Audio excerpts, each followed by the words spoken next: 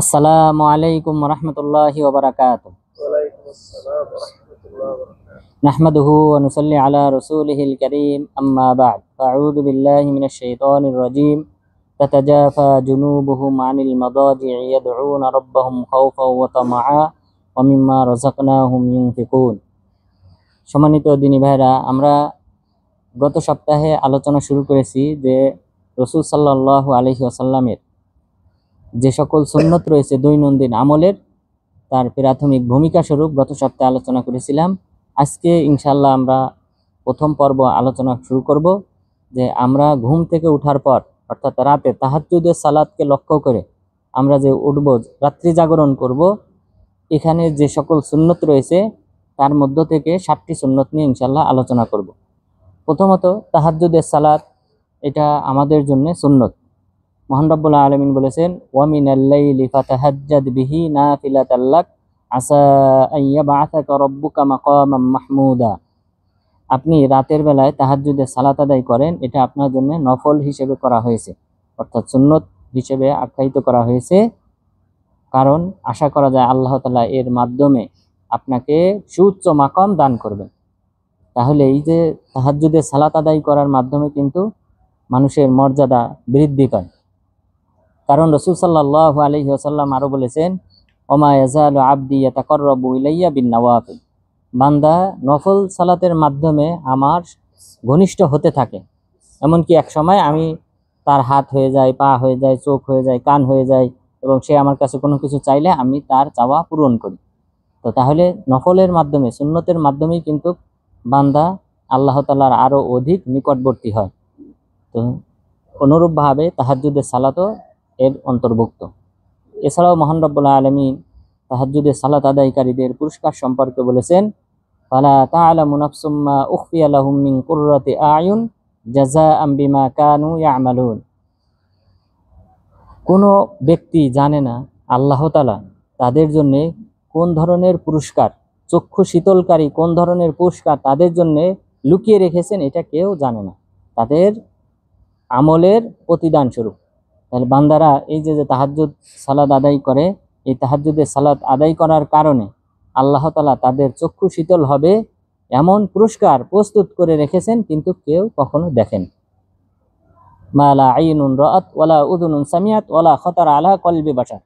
কোনো ব্যক্তি চোখ দিয়ে দেখে নাই এবং কোনো কান সেই সকল নিয়ামত সম্পর্কে সেই কোনো কানও শোনে নাই। অর্থাৎ এমনভাবে আল্লাহ তাআলা লুকায়িত রেখেছেন, আমাদের কাছে প্রকাশ করেন নাই যে এই সকল ব্যক্তিদের পুরস্কার কতটা মহান হবে, সব আল্লাহ তাআলা লুকিয়ে রেখেছেন। কোনো চক্ষু কখনো দেখে নাই, কান কখনো শোনে নাই, ওয়ালা খাতারা আলা কলবি বাশার, মানুষের হৃদয়ে কোনোদিন চিন্তার চেতনার উদ্রেকও হয় নাই যে আমাদেরকে এই ধরনের পুরস্কার দেওয়া হতে পারে। সুবহানাল্লাহ। তাহলে তাহাজ্জুদের সালাত, এই তাহাজ্জুদের সালাত কেন্দ্রিক আজকে 7টি সুন্নত নিয়ে আলোচনা করব। যেহেতু অনেক সময় প্রয়োজন হয় সুন্নতগুলি নিয়ে আলোচনা করতে, তো আজকে প্রাথমিক 7টি সুন্নত নিয়ে আলোচনা করব। প্রথমত, যে যখন কোনো ব্যক্তি তাহাজ্জুদের সালাতের জন্য ঘুম থেকে উঠবে, তখন চোখ থেকে সে তার ঘুমটা মুছে ফেলবে হাত দিয়ে। আব্দুল্লাহ ইবনে আব্বাস রাদিয়াল্লাহু আনহু তিনি বলেন, আমি মাইমুনা রাদিয়াল্লাহু আনহার ঘরে ঘুমিয়েছিলাম। আর মাইমুনা রাদিয়াল্লাহু আনহা তিনি হলেন আব্দুল্লাহ ইবনে আব্বাস রাদিয়াল্লাহু আনহুর খালা। তো রাসূল সাল্লাল্লাহু আলাইহি ওয়াসাল্লামকে দেখলাম তিনি রাতে তাহাজ্জুদের সালাত আদায় করার জন্য উঠলেন। এরপরে ফামাসাহা আইনাইহি বিয়াদিহি, আমি দেখলাম যে তিনি ফাজাআলা ইয়ামসাহু আইনাইহি বিয়াদি, আমি দেখলাম তিনি তার হাত দ্বারা তার চোখের ঘুম মুছতেছেন। তাহলে এটা একটা সুন্নত। এরপরে এই ঘুম থেকে ওঠার পর, এই চোখ মুছার পরে এরপরে যে করণীয় সেটা হলো দোয়া পাঠ করতে হবে। ঘুম থেকে ওঠার যে দোয়া রয়েছে সেই দোয়াটা পাঠ করতে হবে। এই দোয়াটা সম্পর্কে হুযায়ফা রাদিয়াল্লাহু আনহু তিনি বলেছেন, রাসূল সাল্লাল্লাহু আলাইহি ওয়াসাল্লাম যখন তিনি ঘুমাইতে যাইতেন তখন তিনি বলতেন, বিসমিকা আল্লাহুম্মা আমুতু ওয়া আহইয়া, হে আল্লাহ আমি তোমার নামে ঘুমাই এবং জাগ্রত হই। এরপর যখন তিনি ঘুম থেকে জাগ্রত হতেন তখন তিনি বলতেন, আলহামদুলিল্লাহিল্লাযী আহইয়ানা বা'দামা আমাতানা ওয়া ইলাইহিন নুশুর, যে আলহামদুলিল্লাহিল্লাযী আহিয়ানা, সকল প্রশংসা সেই আল্লাহ তাআলার জন্য যিনি আমাকে জাগ্রত করেছেন। আহিয়ানা মানে জীবিত করেছেন, বাদামা আমাতানা মৃত্যু দান করার পর অর্থাৎ ঘুমানোর পরে যিনি আমাকে জাগ্রত করেছেন সেই আল্লাহ তাআলার জন্য সকল প্রশংসা। ওয়া ইলাইহিন নুশুর, এবং আল্লাহ তাআলার নিকট আমরা সকলে প্রত্যাবর্তন করব। তাহলে এই দোয়াটা পাঠ করতে হবে, সবাই এটা মুখস্থ করবেন যে ঘুম থেকে ওঠার পর আলহামদুলিল্লাহিল্লাযী আহিয়ানা বাদামা আমাতানা ওয়া ইলাইহিন নুশুর, এই দোয়াটা পাঠ করতে হয়, এটা একটা সুন্নত। তাহলে 2 নম্বর সুন্নত আমরা জানলাম। এরপর 3 নম্বর সুন্নত হলো যে ঘর থেকে বের হয়ে আসমানের দিকে তাকানো। আব্দুল্লাহ বিন আব্বাস রাদিয়াল্লাহু আনহু তিনি বললেন, সহিহ মুসলিমের রাওয়ায়াতে, সুম্মা খারাজা ফানাযারা ইলাস সামা সুম্মা তালা, এরপর রাসূল সাল্লাল্লাহু আলাইহি ওয়াসাল্লাম তিনি চোখ থেকে যখন ঘুম মুছে বাহিরে বেরিয়ে আসলেন, ঘর থেকে বাহিরে বেরিয়ে এসে আসমানের দিকে তাকালেন। তাহলে এটা হলো 3 নাম্বার সুন্নত। 4 নাম্বার সুন্নত হলো আসমানের দিকে তাকিয়ে তখন আমাদেরকে 10টি আয়াত পাঠ করতে হবে, যা সূরা আল ইমরানের শেষ 10 আয়াত। সূরা আল ইমরানের 190 থেকে নিয়ে 200 নং আয়াত পর্যন্ত মহান রব্বুল আলামিন বলেছেন, ইন্না ফি খালকিস সামাওয়াতি ওয়াল আরদি ওয়া ইখতিলাফিল লাইলি ওয়ান নাহারি লাআয়াতিন লিউলিল আলবাব। যে আর এই আয়াতের অর্থগুলোও কিন্তু আল্লাহ তাআলার আসমান জমিন সৃষ্টিকুল নিয়ে, এই সৃষ্টিকুল নিয়ে গবেষণা সম্পর্কে। অর্থাৎ আল্লাহ তাআলাকে পেতে হলে এই আল্লাহ তাআলার সৃষ্টিকুল নিয়ে গবেষণা করলে বোঝা যাবে যে আল্লাহ তাআলা আছেন। তা না হলে এই আসমান জমিন পৃথিবী পাহাড় পর্বত সাগর গাছপালা তরুলতা জীবজন্তু এগুলি সৃষ্টি হতো না। তো এই কারণ এই সম্পর্কিত এই 10টি আয়াত। এই প্রথম আয়াতে আল্লাহ তাআলা বললেন, ইন্না ফি খালকিস সামাওয়াতি ওয়াল আরদি ওয়া ইখতিলাফিল লাইল, যে নিশ্চয় আসমান জমিন সৃষ্টি করা এবং দিন রাতের যে আবর্তন পরিবর্তন যে হয়, দিন হয় কখনো আবার রাত হয়, লাআয়াতিল লিউলিল আলবাব, এতে রয়েছে বিচক্ষণ ব্যক্তিদের জন্য নিদর্শন। যারা গবেষক যারা চিন্তাশীল সেই সকল ব্যক্তিদের জন্য ইহাতে রয়েছে নিদর্শন, যে কিভাবে রাত দিনের পরিবর্তন হয়। রাত দিনে পরিবর্তন যদি না হতো তাহলে পৃথিবীবাসীর পরিণাম কি হতো? সব সময় পৃথিবী যদি দিন থাকতো, সূর্যের দিকে মুখ করে থাকতো, তাহলে এই উত্তপ্ততা পৃথিবীর উত্তপ্ততা এখন যে 150 ডিগ্রি রয়েছে এটা থাকতো না, বরং এটা 300 500 700 দিন দিন বাড়তে থাকতো, এটা আর কমতো না। এখানে জীবজন্তু মানুষ কোনো কিছু বসবাস করতে পারতো না। যেমন গ্রহ যেগুলা রয়েছে, চাঁদ তারা, আকাশে যতগুলি গ্রহ রয়েছে, বৃহস্পতি শুক্র শনি বুধ নেপচুন, এগুলা কোনোটাতেই কিন্তু মানুষ নাই, জীবজন্তু নেই, সেখানে বাস করাও সম্ভব নয়। তো যদি রাত না থাকতো তাহলে এখানে বসবাস করা সম্ভব হতো না। আবার সব সময় যদি রাত থাকতো, তাহলে যদি সূর্যের আলো না পড়তো তাহলে এখানেও এই গাছপালা তরুলতা কোনো কিছু জন্মাতো এবং বরফে ঢাকা পড়তো। যেমন অ্যান্টার্কটিকা একটা মহাদেশ, অ্যান্টার্কটিকা একটা বিশাল, মোট 7টা মহাদেশের মধ্যে একটা মহাদেশ সম্পূর্ণটাই বরফে ঢাকা, কারণ ওখানে সূর্যের আলো পড়ে না। তাহলে ওইরকম হয়ে যেত পুরা পৃথিবী, তাহলে এখানে মানুষ জিন জাতি কোনো কিছুর বসবাস করা সম্ভব হতো না। তাহলে আল্লাহ তাআলা তাহলে রাতে যখন ঘুম থেকে উঠবে তখন আসমানের দিকে তাকিয়ে রাসূল সাল্লাল্লাহু আলাইহি ওয়াসাল্লাম এই সূরা আল ইমরানের শেষ 10 আয়াত পাঠ করতেন।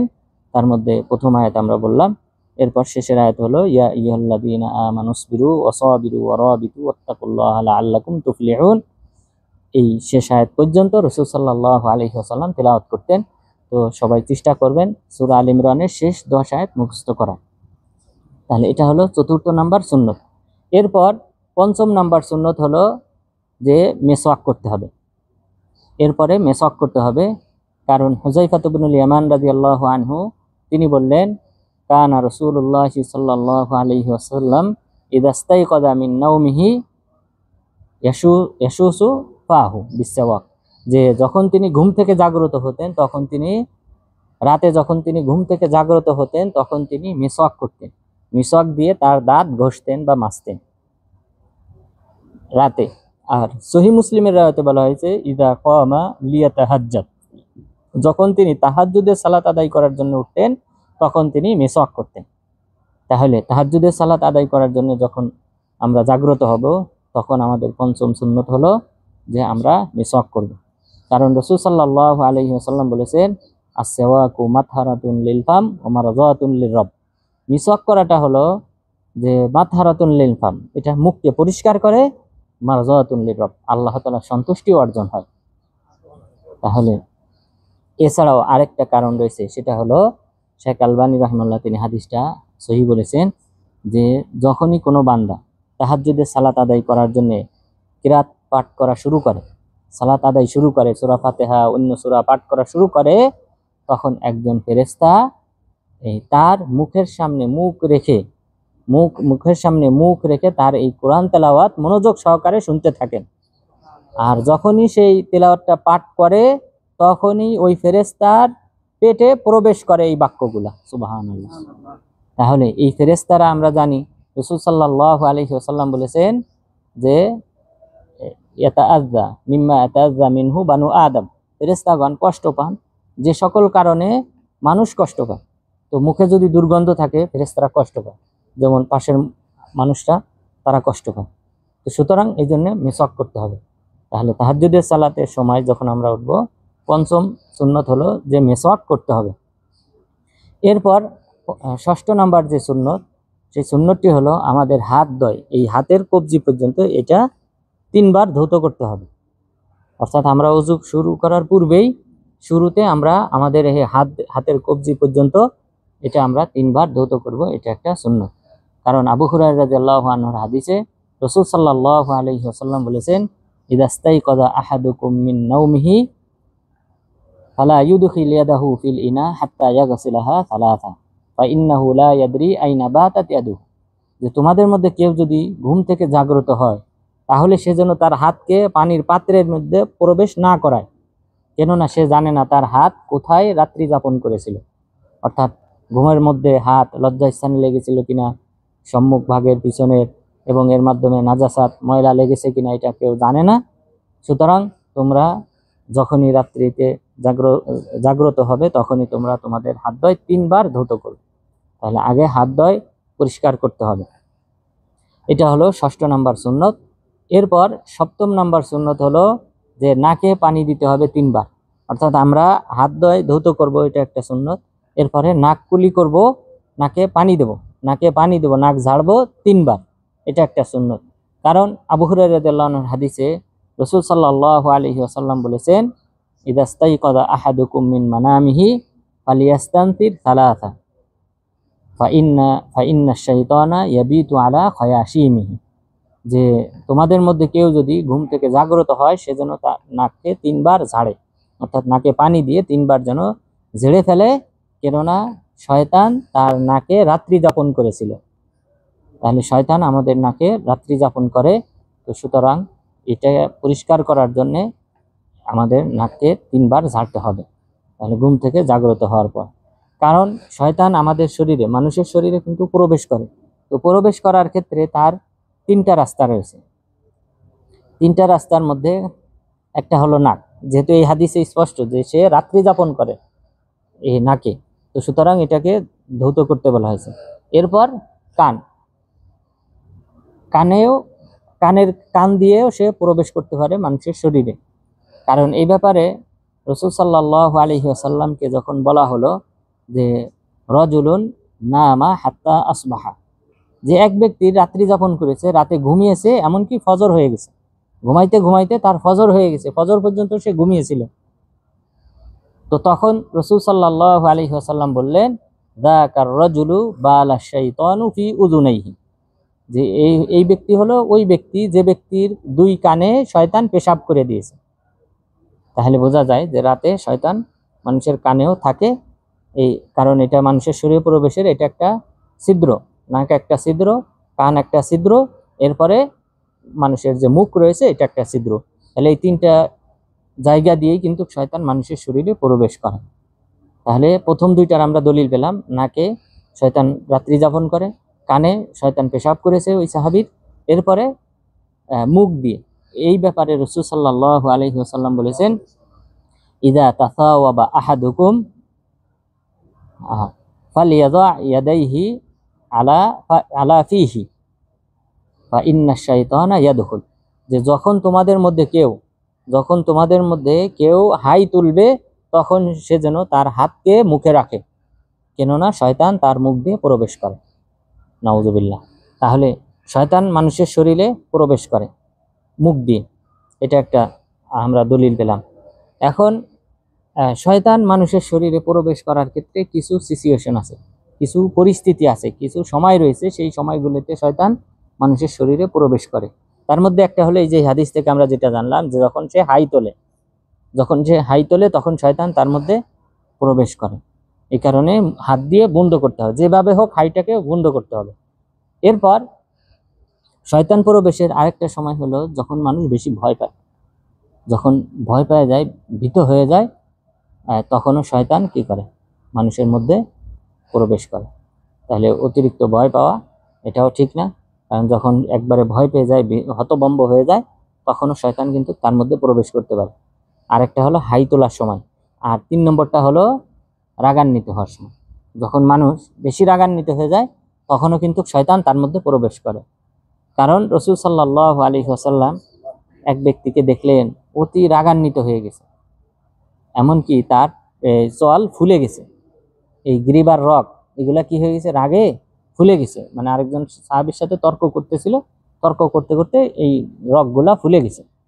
এটা দেখে রাসূল সাল্লাল্লাহু আলাইহি ওয়াসাল্লাম বললেন যে আমি একটা বাক্য জানি, যদি সেই বাক্যটা সে পাঠ করে তাহলে তার থেকে শয়তান চলে যাবে। অর্থাৎ রাগান্বিত অবস্থায় শয়তান থাকে সাথে।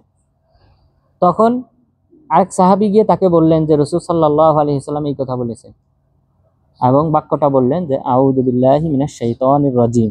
এই বাক্যটা যদি পাঠ করে তাহলে শয়তান তার থেকে চলে যাবে, তার এই রাগ পড়ে যাবে। তখন ওই সাহাবী বললেন লাস্তু বিমাজনুন, আমি পাগল না। অর্থাৎ রাগের মাথায় মানুষ অনেক কিছুই বলতে পারে। তো এই 3টা সিচুয়েশন, পরিস্থিতিতে শয়তান মানুষের শরীরে প্রবেশ করে। প্রথমটা হলো হাই তোলার সময়, যদি মুখ বন্ধ না করে শয়তান প্রবেশ করে। 2 নম্বর হলো না, ওটা হলো স্থান, প্রবেশের স্থানও 3টা, কিন্তু আবার সিচুয়েশন মানে কখন মানুষের শরীর প্রবেশ করে 3 অবস্থায়। একটা হলো হাই তোলার সময়, আরেকটা হলো বেশি রাগান্বিত হলে, আরেকটা হলো বেশি